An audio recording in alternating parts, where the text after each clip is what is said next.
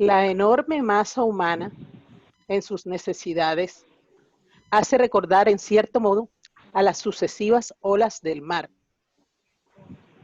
Unas superponen en continuo afán para confundirse en las arenas inmensas de las amplias playas que se dejan acariciar.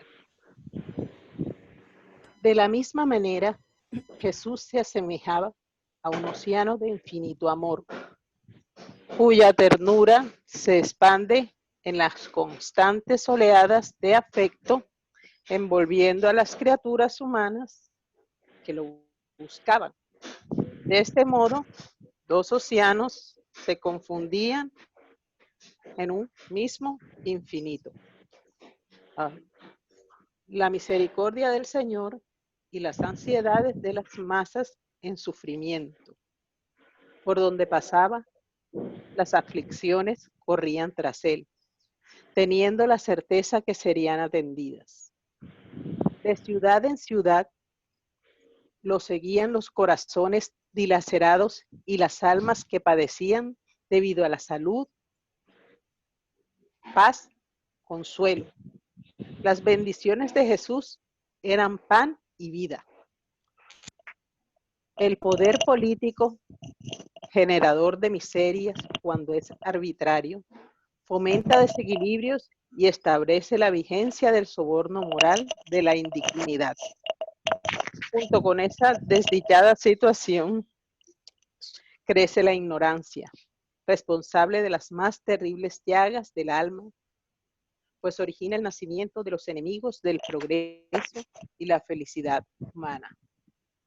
La ignorancia que engendra graves males se torna aún más cruel cuando se establece en el alma y la asfixia con empecinada indiferencia ante la realidad del espíritu. La conquista de esos preciosos valores de la vida, uno de los cuales es derivados del amor, debe constituir la meta y la línea de conducta del hombre, la generosidad. Ha escaseado en la sociedad de todas las épocas las viviendas de la generosidad, que es el alma de la beneficencia y de la caridad, pilares del equilibrio de una comunidad dichosa que la tornan dichosa. Es perjuicio la elevación de los sentimientos. Una enfermedad cancerosa se desarrolla y termina destruyendo al organismo en el que se instala. ¿Y qué pasó? ¿Y ese escándalo? La avaricia. Jesús la encontró innumerables veces, siempre presente en el interior de los seres. En sus jornadas mesiánicas, la encontró en aquellos que lo buscaban incesantemente. Retornando de Corazín, después de atender a multitudes hambrientas, he aquí que se le acerca un hombre muy enojado y le pide que se constituya en juez y obligue a su hermano a repartir con él la herencia de su padre. Eso está en Lucas 12, versículo 13 al 21, nota del autor espiritual, de la autora. La figura impoluta del maestro, que desdeñaba las mezquindades y miserias humanas, le contestó al aturdido interrogador: ¿qué me hace a mí, magistrado civil, para esta nimiedad? Las suyas eran intervenciones a favor del tesoro perenne que no se gasta, que nadie roba y que no despierta alucinaciones perturbadoras, y porque se encontraba cercado por la ansiedad de la masa curiosa y necesitada de conocimiento. Narró una excelente parábola en la que nos demostró cuán secundarios son los bienes terrestres. Había un hombre poderoso, contó con suavidad, que teniendo mucho dinero y graneros, no podía controlar su desmedida ambición. Y entonces pensó: si yo muelo los hilos y construyo otros mayores, podré plantar más, segar abundantemente y aumentar mi fortuna. Después de almacenar al máximo, le diré a mi alma: ahora reposa y sé feliz. Entre tanto, Aquella noche, Dios tomó su alma. ¿Para qué reunir tantas monedas y tantos granos? Haciendo un breve silencio, el amigo divino reflexionó. La avaricia es una enfermedad del alma que devora los alimentos de la vida. Tóxico letal, envenena primero a aquel que padece su ingestión y contamina después a todos los que se le acercan, produciendo decadencias y muerte. Enemiga de la sociedad, fomenta la violencia que interrumpe desde el corazón lesionado y estalla en la economía de la comunidad donde se manifiesta. Expande su miasma y produce desequilibrios. El avaro es alguien que enloqueció y que aún no se dio cuenta de ello. A fin que sus palabras se fijasen en la memoria de los oyentes, dio oportunidad para que ellos hicieran algunas reflexiones en silencio y prosiguió. Pero no es avaro solamente aquel que asfixia en cofres, monedas y granos, los que atesoran gemas y alimentos ante las necesidades generales, las personas que acumulan con ambición desmedida. También lo son todos aquellos que poseyendo salud se niegan a repartir alegría y fraternidad.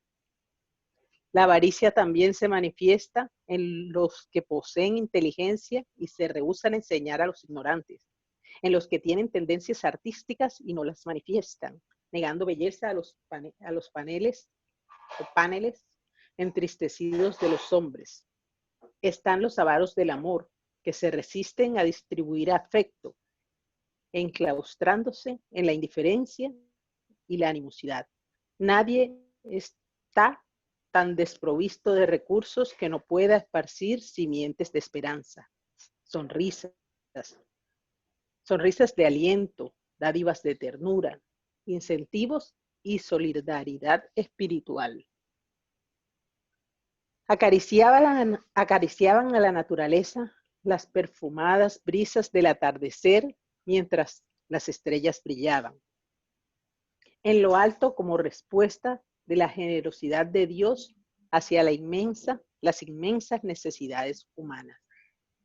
Había una gran emoción que reunía a aquellas personas desconocidas entre sí, pero estaban unidas por la misma ansiedad de encontrar la verdad y la vida, para retornar después al nido doméstico transformado, restablecido.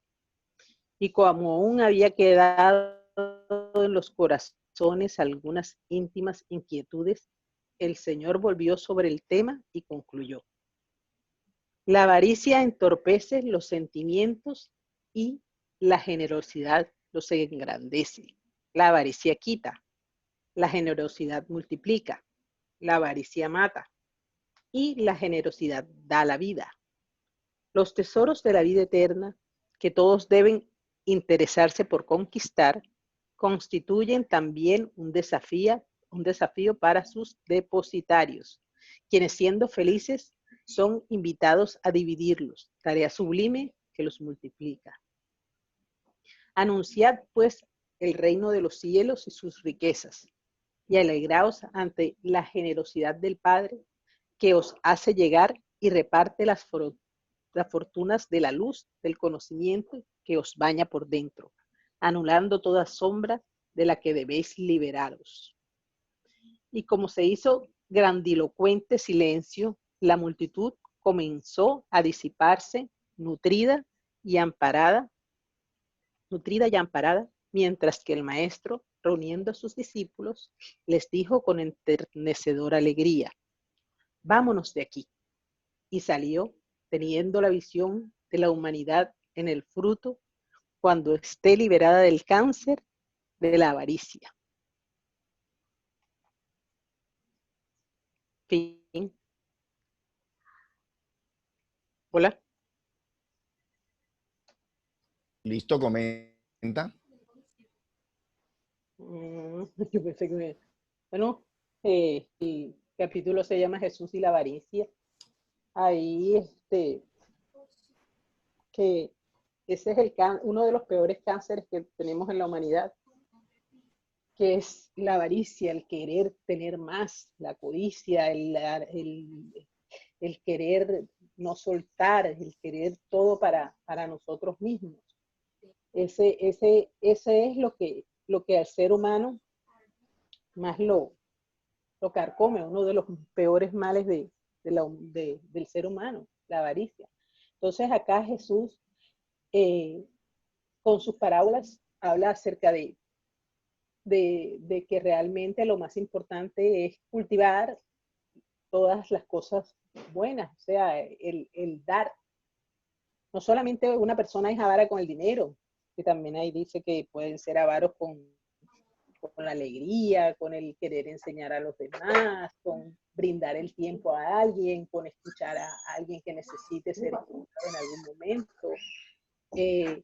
Y se da cuenta y nos damos cuenta realmente que así es, que no solamente una persona es rica porque tiene dinero, una persona que no tiene dinero puede ser rica en tantas cosas, puede ser rica en el querer ayudar a sus semejantes, en el querer brindar amor, en el querer dar una palabra de apoyo en determinado instante.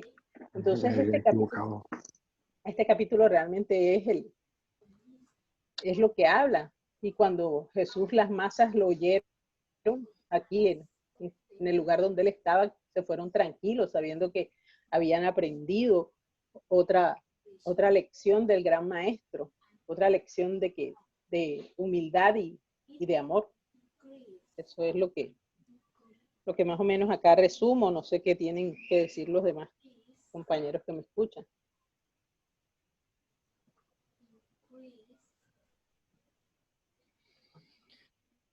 Así es. Yo creo que está muy bien analizado. No sé si alguien más tiene algo que decir, si no hacemos la oración de inicio. Te damos gracias, Señor, por esta oportunidad de estar reunidos en tu nombre. Gracias por tu presencia. Gracias por la presencia de los trabajadores que nos acompañan, aún con anticipación. Ellos están con nosotros, cumpliendo ese mandato de Jesús, de cuando dos o más se reúnen en su nombre, Él estará allí. Pedimos por nuestros compañeros que se han conectado y por los que no se han conectado también, que ojalá pudieran ellos vincularse a esta reunión. Sin embargo, si no lo hacen, que también se puedan favorecer de estas vibraciones que se generan cuando dos o más se reúnen en nombre de Dios y de Jesús. Gracias y que así sea. Bien, entonces pasamos ahora al estudio del libro de los espíritus. Le pedimos a las personas que no estén con el uso de la palabra que silencien su micrófono para que no para que no hayan ruidos que puedan dañar pues lo que se está en ese momento realizando. Entonces, Germán, ¿vas con el libro de los espíritus? Correcto.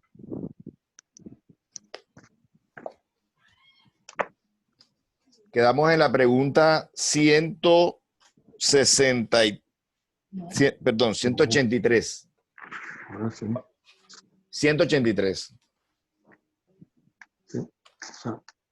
A empezar la 183. Sí, señor. Listo, entonces para hacer un recorderis, estamos en el capítulo 4, en el libro 2, que se titula Pluralidad de las existencias,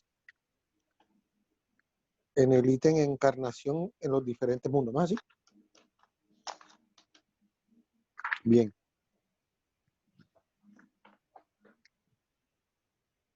Pregunta 183. Al pasar de un mundo a otro, ¿pasa el espíritu por una nueva infancia? Respuesta. La infancia es en todas partes una transición necesaria, pero no en todas partes es tan torpe como entre vosotros. Pregunta. ¿El espíritu puede elegir el nuevo mundo en que habrá de habitar? No siempre, pero puede solicitarlo y lo obtendrá si lo merece, porque los mundos solo son accesibles a los espíritus de acuerdo con su grado de elevación.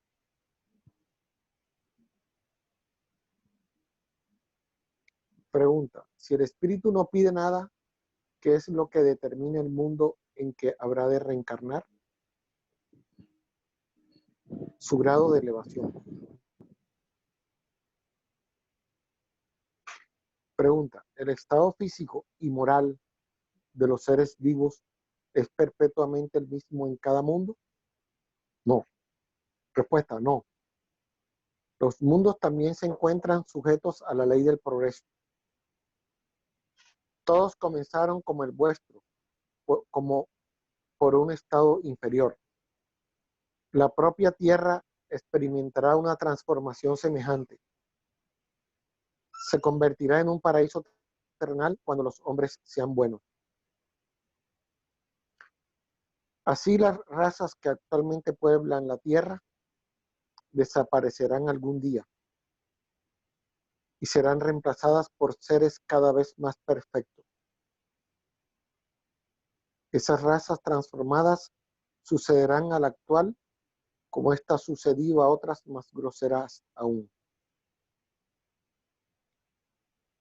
Pregunta.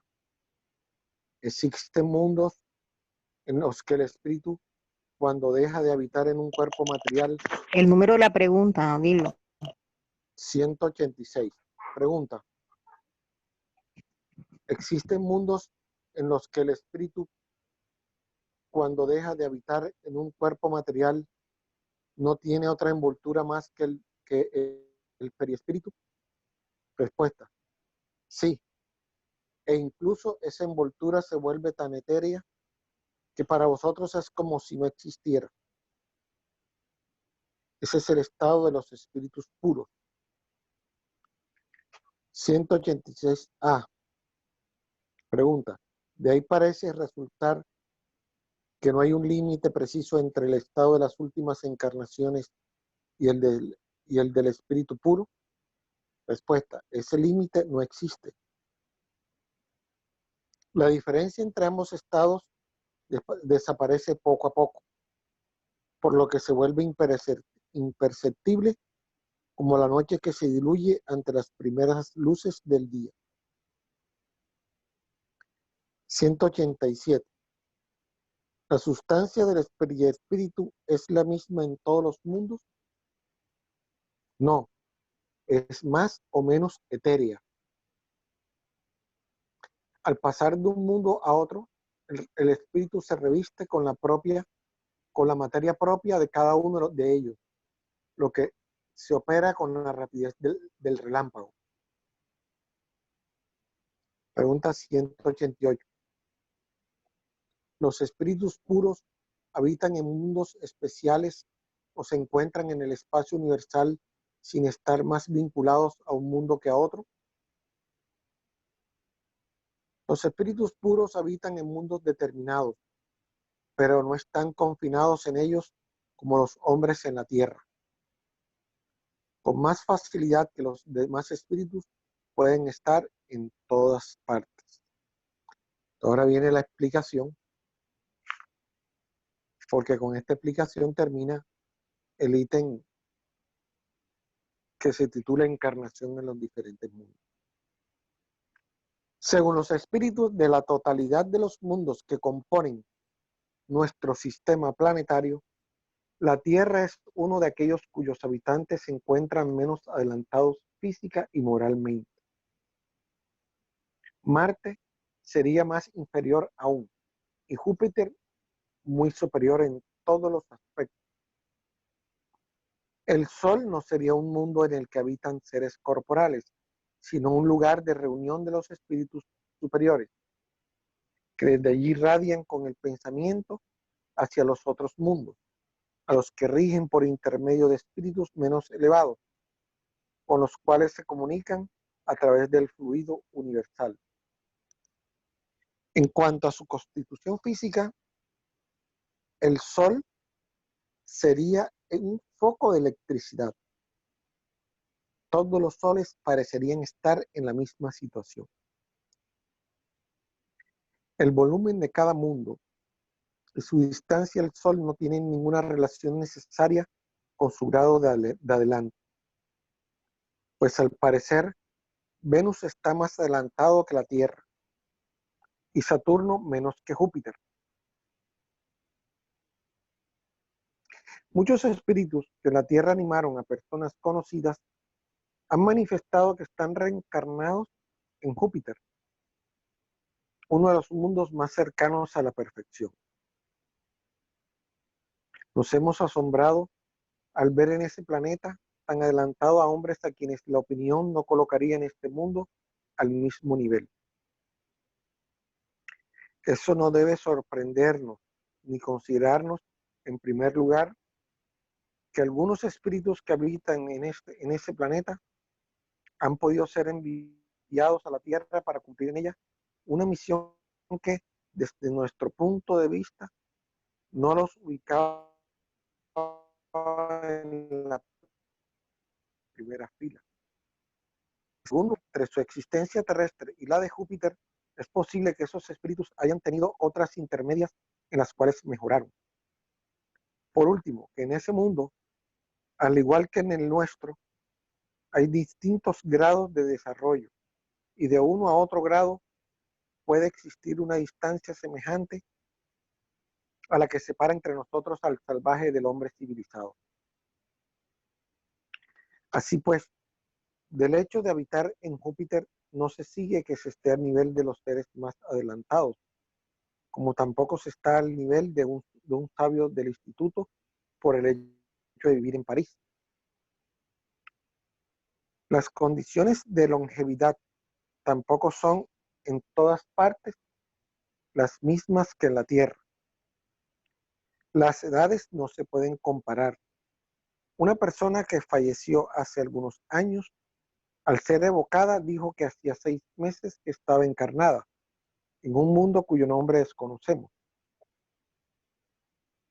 Interrogada acerca de la edad que tenía en ese mundo, respondió: no puedo precisarla, porque nosotros no contamos el tiempo como vosotros.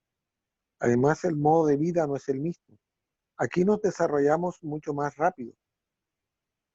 Por lo tanto, aunque solo 6 de vuestros meses estoy aquí, puedo decir que en cuanto a inteligencia, tengo 30 años de la edad que contaba en la Tierra.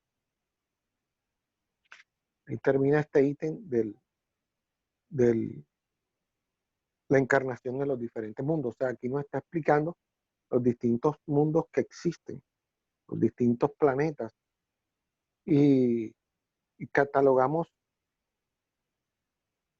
la Tierra, que es en el planeta donde nos encontramos, en donde somos los menos adelantados de todos los planetas, tanto física como moralmente.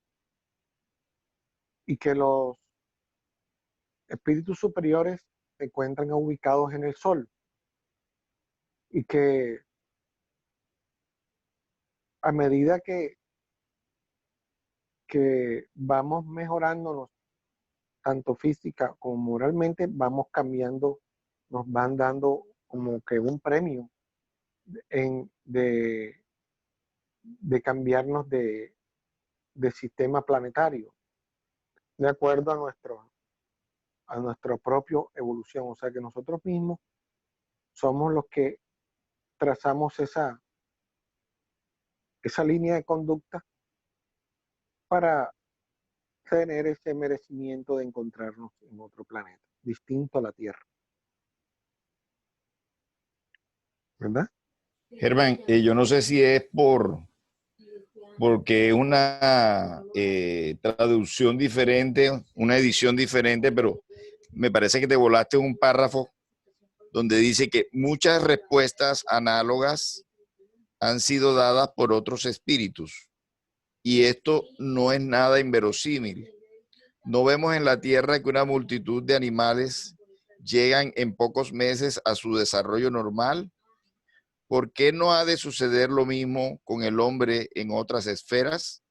Obsérvese, por otra parte, que el desarrollo a que llega el hombre en la Tierra a la edad de 30 años no pasa quizá de ser una especie de inteligencia para tomarnos en todo por tipos de la creación, y se rebaja mucho a la divinidad creyendo que fuera de nosotros nada hay que le sea posible.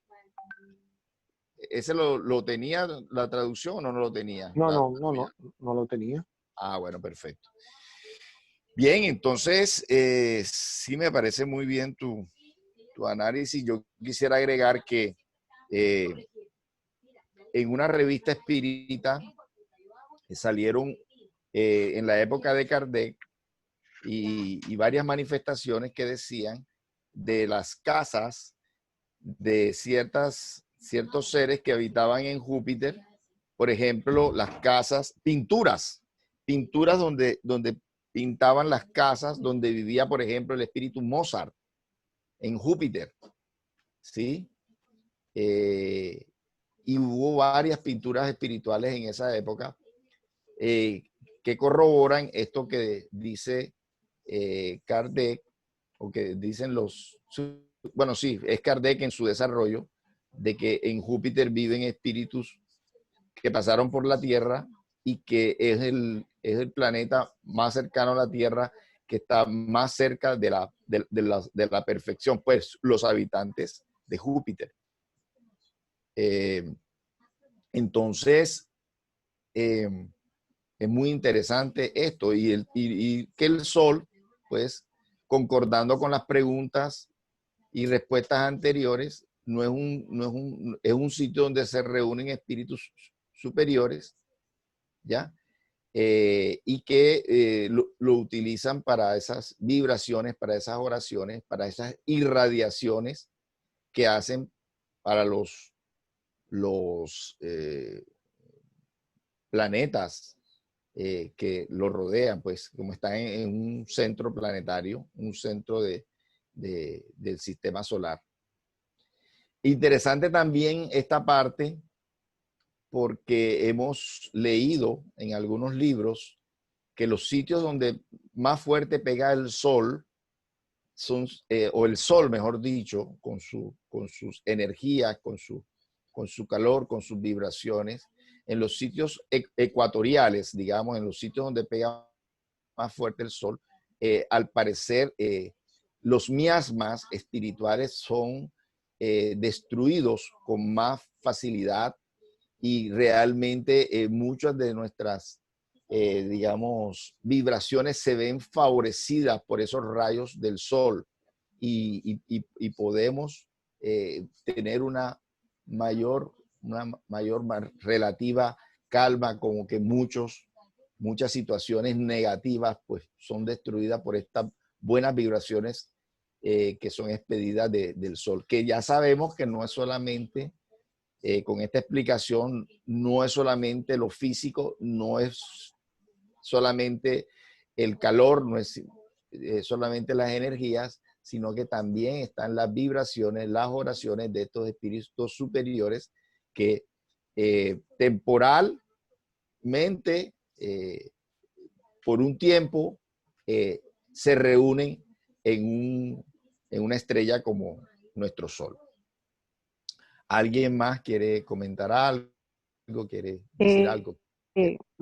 Para referirme a lo del sol, fíjate que los indígenas le oran al sol y le piden al sol, entonces ellos tienen una intuición que traerán ya cuando reencarnan, de que en el sol están reunidos espíritus superiores. Y también la pregunta que se refiere al periespíritu, que dice que a medida que evolucionamos, el periespíritu evoluciona. El periespíritu es más liviano, es más etéreo. Entonces dice que depende el peso específico del periespíritu, así nos elevamos al desencarnar o nos quedamos dando vueltas por aquí. Y ese peso depende de nuestras obras y de nuestro accionar moral que hayamos tenido. Así es, y también en lo que se refiere a lo que podría ser las objeciones de que exista vida en otros planetas, pues normalmente el ser humano las está buscando la vida tal y cual se genera la vida aquí en la Tierra. Pero sabemos muy bien que incluso en la misma Tierra existen seres que habitan sin todas las condiciones normales de vida de la Tierra. Por ejemplo, hay seres anaeróbicos, es decir, que no necesitan el oxígeno para existir.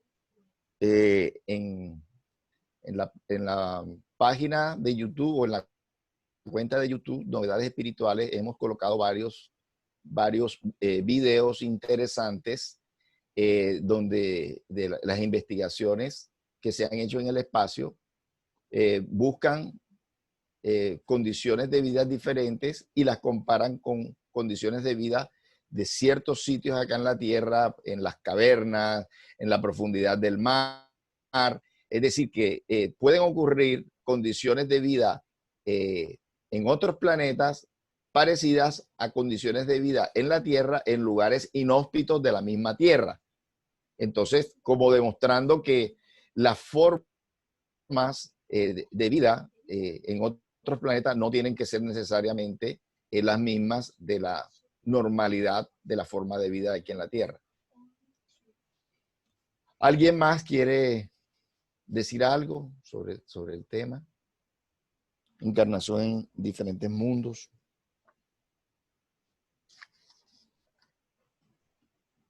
No, Abel, y también que lo que pensábamos anteriormente, porque yo pienso que ya con el avance científico, que, que el planeta que creemos que no es habitable porque no contiene oxígeno, porque se ve que no tiene vegetación, puede estar habitado, pero aún nosotros como el hombre no está en capacidad de percibir qué clase de existencia puede existir en ese planeta. Así es. Así es. Y la sustancia de la que se reviste el periespíritu, que es el lazo que une al cuerpo y al alma, el periespíritu se reviste con los componentes físicos que necesita el planeta. O sea que va a haber una adaptación total, va a haber una adaptación plena de ese ser a ese cuerpo, porque el periespíritu, que es el lazo, va a estar compuesto por elementos propios de ese planeta. O sea que al pasar de un planeta a otro, no va a haber ningún inconveniente con la vestidura física, porque el periespíritu va a tener esos componentes. Entonces, Dios hace las cosas perfectas, sus trabajadores, sus intermediarios, los espíritus puros, que son los encargados de seguir realizando creaciones, preparan todas las condiciones necesarias para que esos globos no sean simples, no nos sirven simplemente para distraernos, sino para que tengan unas funciones importantes, como lo hemos visto en este estudio que estamos haciendo. ¿Alguien más quiere decir algo? Bueno, entonces vamos a prepararnos entonces para la parte final del Evangelio. En esta ocasión, Erika va a abrir el Evangelio. Entonces, hacemos una nueva elevación de pensamiento. Le pedimos a ese plano espiritual superior que en este momento, especialmente el guía espiritual de Erika, que la envuelva para que ella pueda abrir el Evangelio en una lectura, en un mensaje que le sirva a ella y que nos sirva a todos nosotros que estamos haciendo parte de este estudio. No tenemos idea de todos los beneficios que puede traer, no solamente para nosotros, sino para todos los seres alrededor, y aún los que están más alejados de nosotros puedan beneficiarse con esta lectura, con este estudio, con esta vibración que vamos a realizar. Muchas gracias y que así sea.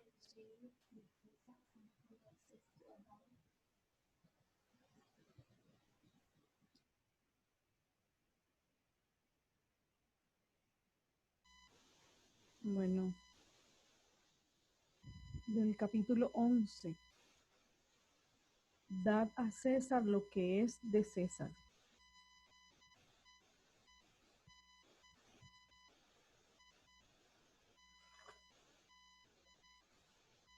El inicio del capítulo es amar al prójimo como a sí mismo. Ítem 1 dice, hay una cita. No sé si este tenga su propia cita. No tiene cita. Tiene una muy cortica, pero en la mitad. Entonces voy a leer la cita que está al inicio, en el ítem del mayor mandamiento.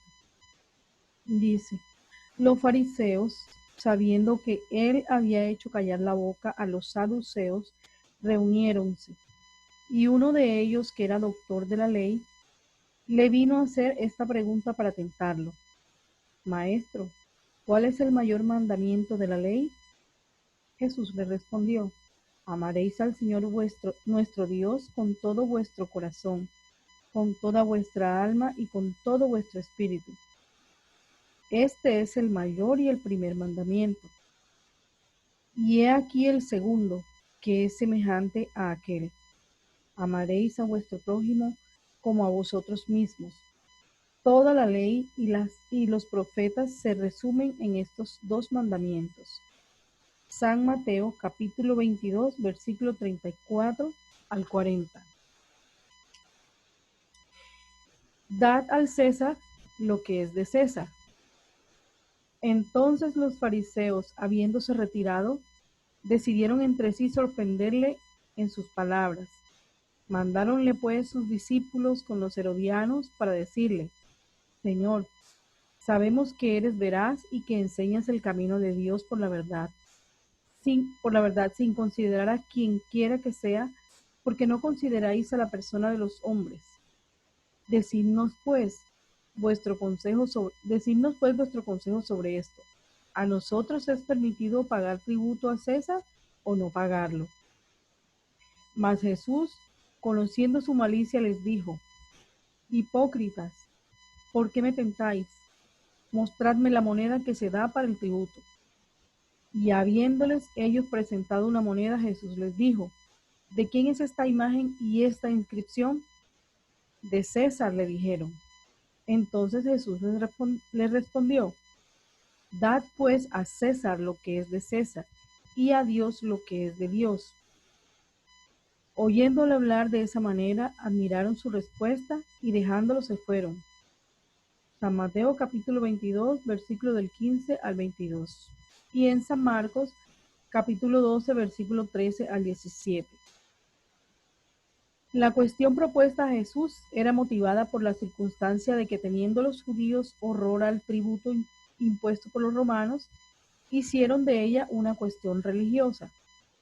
Se había formado un partido numeroso con el propósito de rechazar el impuesto, pues el pago del tributo era, para ellos, una cuestión de irritante actualidad, sin lo cual la pregunta hecha a Jesús, ¿a nosotros es permitido pagar tributo a César o no pagarlo? No tendría ningún sentido. No tendría ningún sentido. Esta pregunta era un lazo, porque según su respuesta esperaban excitar contra él, ya sea la autoridad romana, ya a los judíos disidentes. Pero Jesús, conociendo su malicia, evita la dificultad, dándoles una lección de justicia, diciéndoles que diesen a cada uno lo que le era debido. Esta máxima, dad a César lo que es de César, no debe entenderse de una manera restrictiva y absoluta. Como todas las enseñanzas de Jesús, es un principio general resumido bajo una forma práctica y usual, y deducido de una circunstancia particular. Este principio es una consecuencia del que manda a actuar con otros como quisiéramos que éstos obrasen con respecto a nosotros. Condena todo perjuicio material y moral causado a otro. Toda violación de sus intereses prescribe el respeto de los derechos de cada uno, como cada uno desea que se les respeten los suyos. Se extiende al cumplimiento de los deberes contraídos con la familia, la sociedad, la autoridad, lo mismo que con los individuos. Hasta ahí.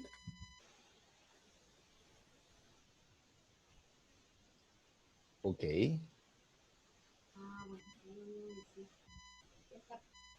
Bueno, la enseñanza que yo abstraigo de esta porción de lectura es que debemos ser equilibrados en todos nuestros deberes. El hecho de que de pronto, digamos que tenemos deberes con la familia, también debemos tener deberes con la sociedad. No debe existir el egoísmo, no debe existir las preferencias, sino que hay que ser justos y equilibrados. Hay un dicho muy popular que dice que los derechos de tus derechos llegan hasta donde comienza el de los demás. Esto quiere decir que si hay un asunto que a mí me conviene pero que perjudica a otro, es allí donde tenemos que cuestionarnos. Y es donde Jesús nos enseña a ser equitativos. El hecho de que de pronto la justicia terrenal de pronto ordene, como está sucediendo en estos momentos, ordene de pronto un aislamiento o algo. No, pero entonces yo tengo que hacer otra cosa porque es lo que me conviene, porque no, hay que ser y hay que mirar hasta dónde nosotros podemos perjudicar incluso a nuestra propia familia. Entonces siempre hay que tener un equilibrio, ser equitativos en cuanto a de pronto a la aplicación de los deberes y de los derechos. Bueno, no sé si alguien más quiere. Sí, este diálogo que te tocó leer, pues también nos los presentó el doctor Manuel Barbo en la conferencia Jesús y la Justicia, donde él pues también pone a rodar una grabación donde tiene este diálogo con los herodianos Jesús y realmente pues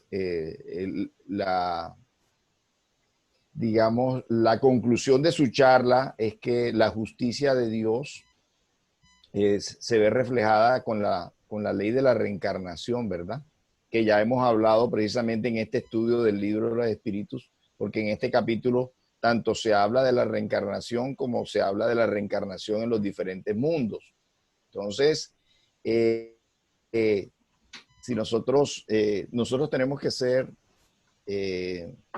somos herederos de un padre y tenemos que heredar sus leyes y su comportamiento.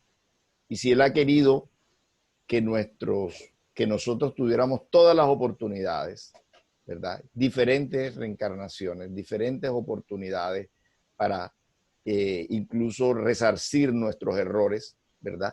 ¿Quiénes somos nosotros para no perdonar a nuestros hermanos que se han equivocado, que han tenido una caída, que han tenido un error, ¿verdad?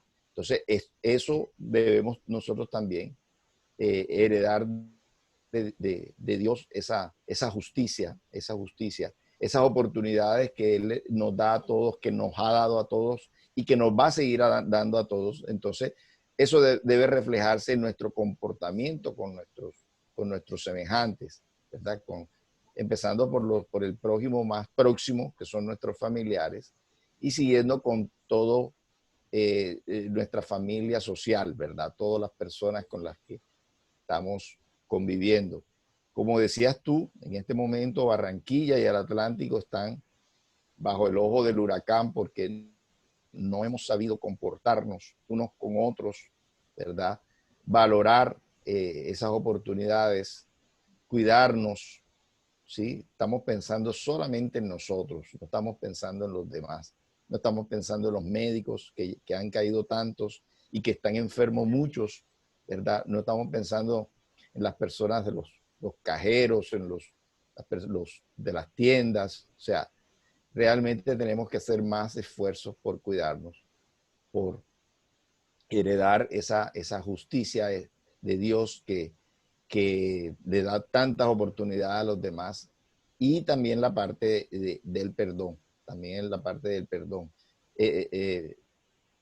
Perdonar esas equivocaciones, porque nosotros tampoco estamos exentos de equivocarnos. Entonces esa justicia de Jesús en sus mensajes, hacer a los otros lo que se quisiera que se hiciese con vosotros, no hacer a los otros lo que no quisiera que se hiciese con vosotros, están hoy en esta prueba colectiva que es esta pandemia, más están evaluándonos, mejor dicho, están evaluándonos cuál es nuestro aprendizaje, qué hemos podido aprender en este bagaje de esta existencia y de estas existencias anteriores. Y recordemos, no sobra aquí recordar que estamos en un momento de transición planetaria, donde si hacemos esfuerzos realmente, podemos entrar en este cambio planetario, podemos reencarnar en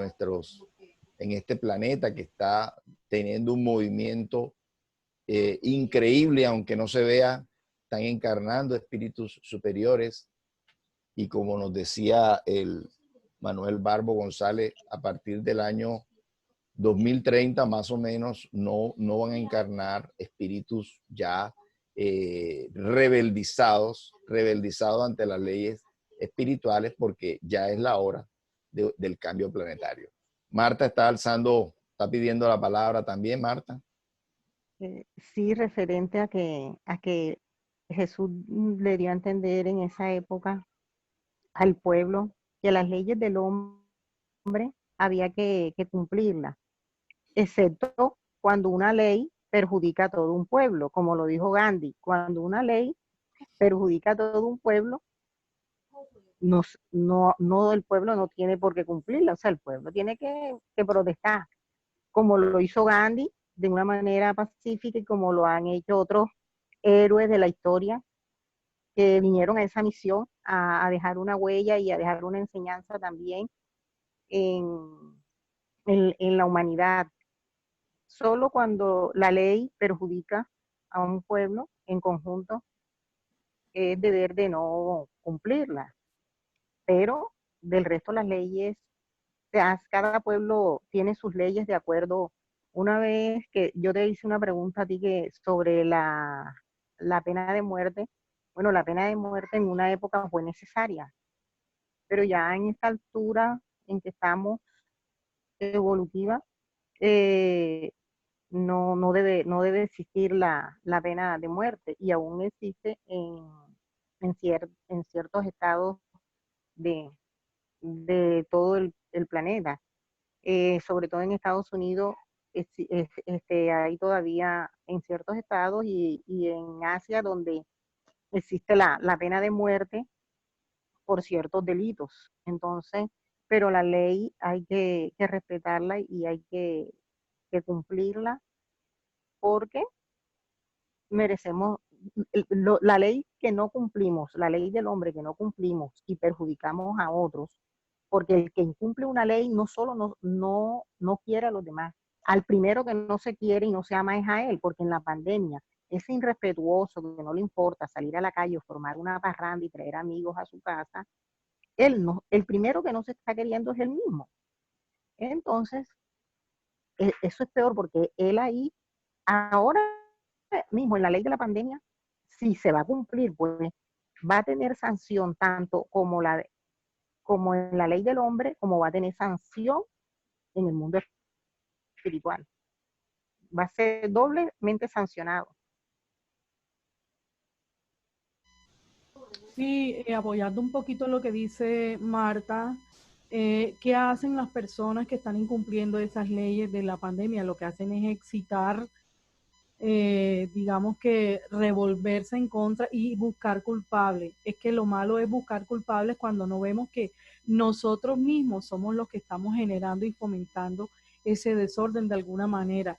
Entonces, precisamente los que están incumpliendo la ley son los que se quejan, son los que empiezan a lanzar improperios contra los gobernantes, o sea, siempre buscar un culpable. La culpa es de la vaca, siempre buscando un culpable.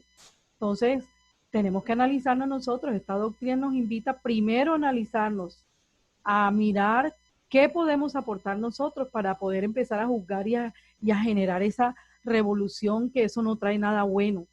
Eso no trae nada bueno. Nosotros mismos somos los que estamos, digamos que avivando ese rencor y eso, porque a eso es lo que nos hemos acostumbrado, a juzgar y a juzgar y a juzgar y a lanzar improperios en contra del primero para culpar la falta que nosotros hemos tenido o nuestros antepasados han tenido.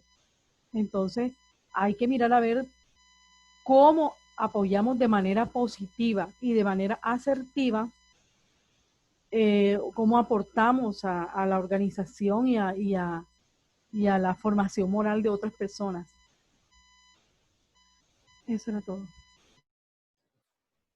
Bueno, muy bien. Entonces, creo que estamos preparados para hacer la oración final de este estudio. Ojalá que todos estos conceptos nuestros hermanos nos ayuden a asimilarlos, sobre todo en los momentos de la emancipación del alma. Yo creo que ya puedes dejar de grabar, Erika, para entrar a la oración final.